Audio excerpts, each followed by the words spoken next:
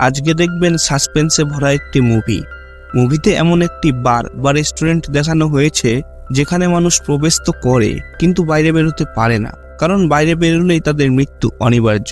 এই সবকিছুই আপনারা দেখবেন আজকের এই মুভিতে। আজকের মুভি দ্য বার। মুভি শুরু হয় ব্যস্ততম মাদ্রিদ শহরকে দেখিয়ে, যেখানে একটি বড় ব্যবসাদারকে দেখানো হয় যার নাম সার্জিও। সে তার ক্লায়েন্টের সাথে কথা বলতে থাকে এবং তার কথা শুনে আমরা বুঝতে পারি সে জামা কাপড়ের ব্যবসা করে। একই সময় এই শহরের রাস্তার পাশে একটি ভিখারিকে দেখানো হয় যার নাম ইসরায়েল, আর তার পাশেই ট্রিনি নামের একটি মহিলাকে দেখানো হয় যে বাজার করতে থাকে। টিনির স্বভাব হলো সে যে কোনো জিনিসই কিনতে গেলে সেটার দাম কমাতে চায়, আর এবারও সে সেই রকমই করে, যার ফলে দোকানের মালিকের সাথে তার ঝামেলা হয়ে যায়। অন্যদিকে এলিনা নামের একটি মেয়েকে দেখানো হয় যে তার বয়ফ্রেন্ডের সাথে কথা বলতে থাকে, যার ফলে তার মোবাইলের চার্জ সম্পূর্ণ শেষ হয়ে যায়। এলিনা পাশে অবস্থিত একটি বারে যায় এবং সেখানে গিয়ে সে মোবাইলের চার্জারের খোঁজ করে। এখানে আমরা দেখতে পাই টিনি নামের সেই মহিলাটিও এখানে কিছু কিনতে এসেছে। ঠিক তখনই বারে একটি অন্য ব্যক্তি প্রবেশ করে, কিন্তু সে জোরে জোরে কাশতে থাকে। বারের মালকিন এম্পারো এই সবকিছুই দেখে খুব রেগে যায়, কারণ তার অভিযোগ এই অসুস্থ ব্যক্তি এই বার থেকে কোনো কিছুই কেনে না, বরং টয়লেট ব্যবহার করতে আসে। কিন্তু সেই অসুস্থ ব্যক্তি এম্পারোর কথা শোনে না এবং সে টয়লেটে ঢুকে পড়ে। কিছুক্ষণ পরে সেই রাস্তার ভিখারি ইসরায়েলও বারে চলে আসে এবং সে নিজের ইচ্ছে মতো গালিগালাজ করতে শুরু করে।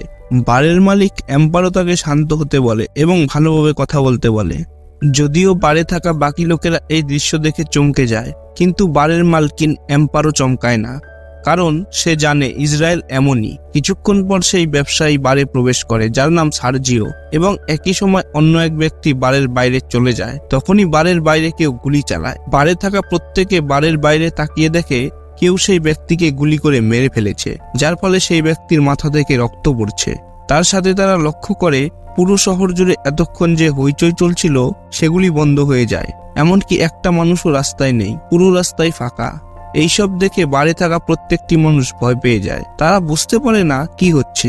বারের এক কর্মচারী যার নাম সেতুর, সে পুলিশকে কল করার চেষ্টা করে, কিন্তু বারের ভেতরে থাকার কারণে তার ফোনে কোনো সিগন্যাল থাকে না। তখনই এদের মধ্যে থাকা এক ব্যক্তি বারের বাইরে যাওয়ার প্ল্যান করে, তবে বারে থাকা সবাই তাকে বাইরে যেতে মানা করে, কিন্তু সে শোনে না, বরং সে বাইরে যায় এবং সেই আহত ব্যক্তিকে সাহায্য করার চেষ্টা করে।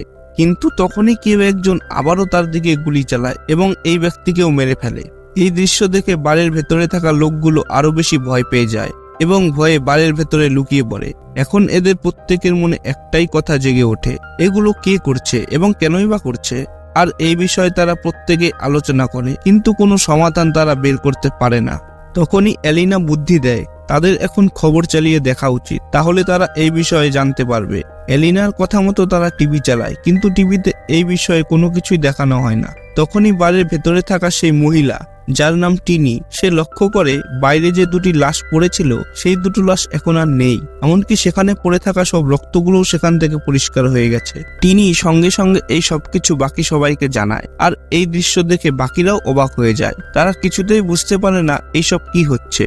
তখন সেখানে থাকা অ্যান্ড্রেস নামের একটি ব্যক্তি বলে, আমার মনে হয় কেউ একজন আছে যে চায় না আমরা বাইরে বেরোই। এই কথা শুনে সার্জিও বলে, হতে পারে আমাদের মধ্যেই কেউ একজন কিলার বা টেররিস্ট রয়েছে যাকে পুলিশ মারতে চায়। এই কথা শুনে সেতুর বলে, তাহলে বাইরে এত হইচই আর এত লোকজন কোথায় গেল? তখনই বারে থাকা এক ব্যক্তি যার নাম নাচো, সে তার ব্যক্তি লুকোনোর চেষ্টা করে, আর এই দৃশ্য বারে থাকা প্রত্যেকটি লোক দেখে ফেলে, আর তারা নাচোকে চেপে ধরে।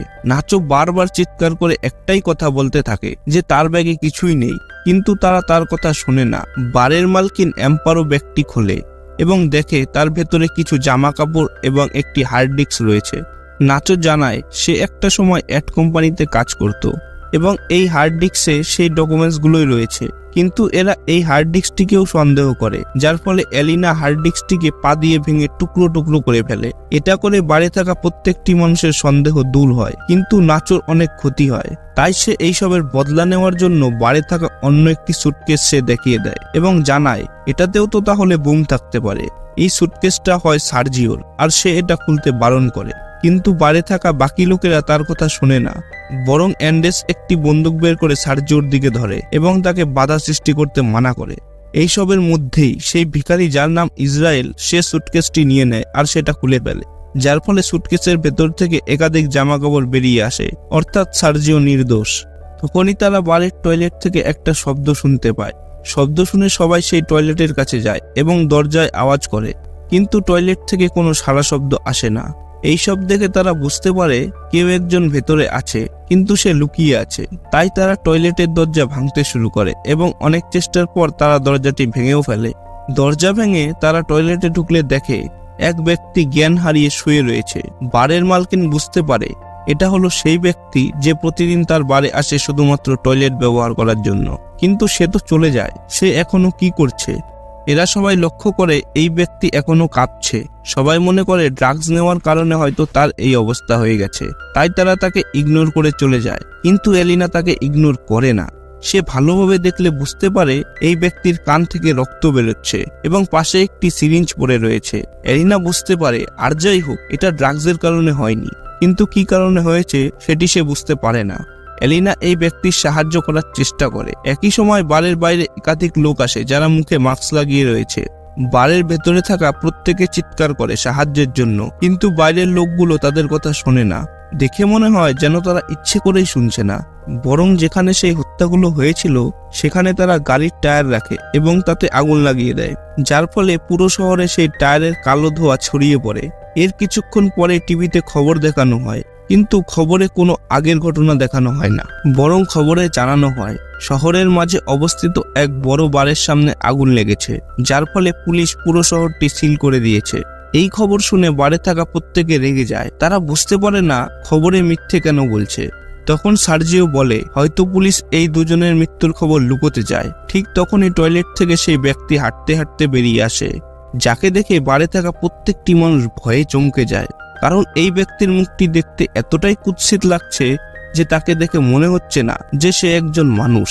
এরা এই ব্যক্তিকে কিছু জিজ্ঞেস করবে তার আগেই সে মাটিতে পড়ে যায় এবং তার হাতে থাকা মোবাইলটিও পড়ে যায়। এরা সঙ্গে সঙ্গে সাহায্য করার চেষ্টা করে, কিন্তু এই ব্যক্তি মরে যায় এবং মরে যাওয়ার আগে সে একটা কথাই বলে, তারা যেন তাকে স্পর্শ না করে।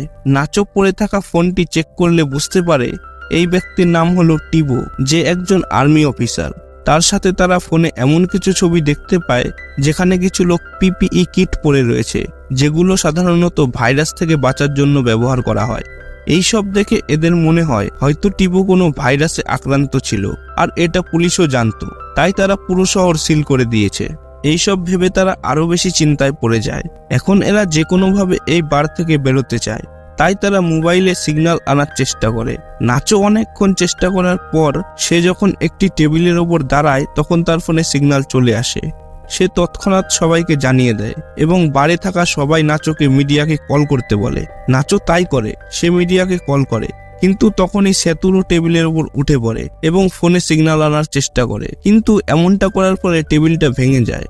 এখন অ্যান্ড্রেস নাচোর থেকে ফোনটা চায়, কিন্তু তখনই এম্পারও তাকে বাধা দেয়। সে বলে আমাদের উচিত মোবাইলটি থেকে দূরে থাকা, কারণ এটা টিবোর ফোন আর টিবো ভাইরাসে আক্রান্ত ছিল।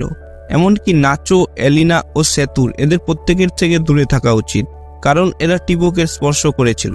এইসব শুনে অ্যান্ড্রেস ও সার্জিও এম্পারোর দলে চলে যায়।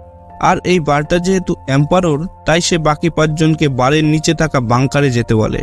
এই 5 জন বাধ্য হয় তার কথা মানতে এবং এক এক করে নিচের বাংকারে চলে যায়। নিচে যাওয়ার কিছুক্ষণ পরেই টিনির শ্বাসকষ্টের সমস্যা শুরু হয়ে যায়। সে নিঃশ্বাস নেওয়ার জন্য উপরে আসে, কিন্তু দরজা বন্ধ থাকার কারণে সে উপরে যেতে পারে না। এইসবের মধ্যেই সেখানে থাকা একাধিক কাচের বোতল পড়ে যায়। তারা লক্ষ্য করে বোতলে থাকা লিকুইডগুলো একটি নির্দিষ্ট দিকে গড়িয়ে যাচ্ছে। তারা ভালোভাবে লক্ষ্য করলে বুঝতে পারে পাশেই একটি ড্রেনের সুড়ঙ্গ রয়েছে, অর্থাৎ এখন এরা এখান থেকে বেরোতে পারবে। তারা সঙ্গে সঙ্গে ড্রেনের ঢাকনাটা খোলে এবং তারপর তারা যা দেখে তাতে তাদের মন খারাপ হয়ে যায়, কারণ ড্রেনের সুড়ঙ্গটা খুবই ছোট আর এখান থেকে বেরোনো প্রায় অসম্ভব। তাই 5 জনের মধ্যে 3 জনই এই প্ল্যান থেকে পিছিয়ে যায়, কিন্তু নাচো ইসরায়েলকে যেতে বলে। ইসরায়েলও তার কথা মেনে নেয় এবং গায়ে তেল মেখে সেই সুড়ঙ্গের রাস্তায় প্রবেশ করে, কিন্তু অর্ধেক গিয়েই সে আটকে যায় এবং আর এগোতে পারে না। একই সময় বাংকারের উপরে জোরে জোরে আওয়াজ হতে শুরু করে আর কিছুক্ষণ পরে পোড়া ধোঁয়া বেরোতে শুরু করে। এইসব দেখে তারা আরো বেশি ভয় পেয়ে যায়। তারা বুঝতে পারে উপরে গুলি চলছে এবং কেউ বারে আগুন লাগিয়ে দিয়েছে। এদিকে সেতুর ও নাচো ইসরায়েলকে সুড়ঙ্গ থেকে টেনে বের করে। আর কিছু সময় পর নাচো বাংকারের উপরে যায় এবং সেখানে গিয়ে সে দেখে তার ধারণা একদম ঠিক, উপরে কেউ আগুন ধরিয়ে দিয়েছে, যার ফলে ওই 3 জন সহ পুরো বার জ্বলে ছাই হয়ে গেছে। নাচো ভালোভাবে দেখলে বুঝতে পারে কেউ বারটাকে বাইরে থেকে সিল করছে। নাচো বারের ভেতরে গিয়ে চারিদিকটা ভালো করে দেখে এবং দেখতে দেখতে একটা সময় সে একটি বন্দুক খুঁজে পায়, যেটা কিনা অ্যান্ড্রেসের ছিল, আর সেটা সে নিয়ে নেয়। এখন এরা চুপচাপ আবারও বার থেকে নিচে চলে আসার প্ল্যান করে, কারণ বাইরে থাকা লোকগুলো যদি জানতে পারে যে ভেতরে আরো লোক আছে তাহলে তারা তাদেরকেও মেরে ফেলবে। কিন্তু এরই মধ্যে বারে থাকা একটি ফোনে কল আসে, আর এই ফোনটা টিবুর। এলিনা ফোনটা হাতে নিলে দেখে টিবু হোয়াটসঅ্যাপে অনেক চ্যাট করেছিল। এলিনা চ্যাটগুলো পড়তে শুরু করে, যেখানে এক ব্যক্তি টিবুকে জিজ্ঞেস করছে, তুমি কি এখনো ঠিক আছো? আর এই প্রশ্নের উত্তরে টিবু বলছে, না, আমি এখনো টয়লেটে আছি এবং লুকিয়ে আছি। এখন এলিনা টিবোর পুরনো চ্যাটগুলোও পড়তে শুরু করে, যেখানে টিবো লিখেছে, আমার কাছে আরো 4টে ভ্যাকসিন অবশিষ্ট রয়েছে। এর অর্থ হলো টিবোর কাছে যে সিরিঞ্জটি ছিল সেটা কোনো ড্রাগস ছিল না, বরং সেটা ভ্যাকসিন ছিল। কিন্তু তারা এটা বুঝতে পারে না যে ভ্যাকসিন যদি সে নিয়েই থাকে তবে সে মারা গেল কেন, আর কেনই বা পুলিশ তাকে মারতে চায়। তখন নাচো এলিনার কাছ থেকে ফোনটা নিয়ে নেয় এবং আরো পুরনো মেসেজগুলো পড়তে শুরু করে। সেখান থেকে সে জানতে পারে এই ভ্যাকসিন খুব সুন্দরভাবে কাজ করে, কিন্তু টিবোর শরীরে কাজ হয়নি, কারণ সে অনেক পরে ভ্যাকসিনটি নিয়েছিল।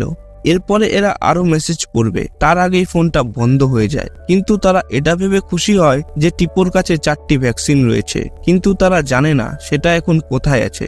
তাই তারা সব জায়গায় ভ্যাকসিন খুঁজতে শুরু করে, কিন্তু কোথাও তারা ভ্যাকসিন খুঁজে পায় না। তখনই তাদের মনে পড়ে টয়লেটের কথা, যেখানে টিবো শুয়েছিল। এরা সবাই সেই টয়লেটে যায় এবং সেখানে গেলে দেখে আগে থেকেই ইসরায়েল এখানে রয়েছে, আর তার হাতে সেই 4টে সিরিঞ্জ রয়েছে। এইসব দেখে তারা বেশ খুশি হয়ে যায়, কিন্তু তাদের খুশি বেশিক্ষণ থাকে না, কারণ এখানে 5 জন রয়েছে কিন্তু সিরিঞ্জ রয়েছে 4টি। এখন এরা বুঝতে পারে না এটা কিভাবে ভাগ করবে। ঠিক তখনই ইসরায়েল একটি ভ্যাকসিন নিজের হাতে পুশ করতে শুরু করে। নাচো এটা আটকানোর জন্য বন্দুক বের করে, কিন্তু ইসরায়েল থামে না। সে ইনজেকশনটি নিজের শরীরে পুশ করে ফেলে। এই সব দেখে নাচো খুব রেগে যায়, যার ফলে নাচো আর ইসরায়েলের মধ্যে লড়াই শুরু হয়ে যায়। কিন্তু শেষে গিয়ে ইসরায়েল জিতে যায় এবং নাচোর বন্দুকটি সে নিয়ে নেয়। সেতুর এই সুযোগে বাকি 3টে ভ্যাকসিনের প্যাকেট নেওয়ার চেষ্টা করে, কিন্তু এটা ইসরায়েল দেখে ফেলে এবং সে সেতুরকে খুব মারধর করে, যার ফলে ভ্যাকসিন 3টে বাংকারের ভেতরে চলে যায় এবং সেটা ড্রেনের মধ্যে পড়ে যায়। এখন এরা ভাবতে শুরু করে কিভাবে সেই ভ্যাকসিন ড্রেনের থেকে বের করবে। যেহেতু এদের মধ্যে সব থেকে রোগা এবং পাতলা হলো এলিনা, তাই সেতুর এলিনাকে ড্রেনের সুড়ঙ্গে যেতে বলে, কিন্তু এলিনা এটা করতে মানা করে দেয়। ঠিক তখনই ইসরায়েল এগিয়ে আসে আর সে এলিনার দিকে বন্দুক তাক করে, যার ফলে এলিনা এই প্ল্যানে রাজি হয়ে যায়। এখন এলিনা পুরো শরীরে তেল মেখে সেই সুড়ঙ্গে প্রবেশ করে, কিন্তু অর্ধেক গিয়ে সেও আটকে যায়। তখন বাইরে থেকে সেতুর ও টিনি জোরে ধাক্কা দেয়, যার ফলে এলিনা ড্রেনের ভেতরে চলে যায়। কিন্তু চারিদিকে প্রচুর নোংরা থাকে।